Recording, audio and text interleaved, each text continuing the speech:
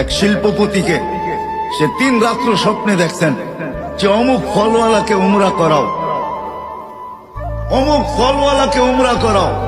প্রথম দিন দ্বিতীয় দিন সে বুরুক্ষেপ করে নেয় যে হয়তো এটা এমনি দেখতেছি। তো তৃতীয় দিন বড় কঠোর ভাবে দেখছেন, কঠোরতার সাথে স্বপ্ন সামনে আসছে যে তুই করাবি কি করাবি না বল। তো সে ঘুমের থেকে উঠছে, কোন মতে তার নাম্বার জোগাড় করছে, করে তাকে ফোন দিছে, তোমাকে আমি উমরা করাইতে চাই। সে একটা অট্ট হাসি দিয়া বলছে যে আমি তো নামাজই পড়ি না, আমি আবার কি উমরা করব?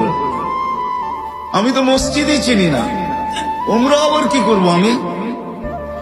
তো সে বলছে আমি অবশ্যই তোকে করাবো। পুরা কাহিনী খুলা বলছে।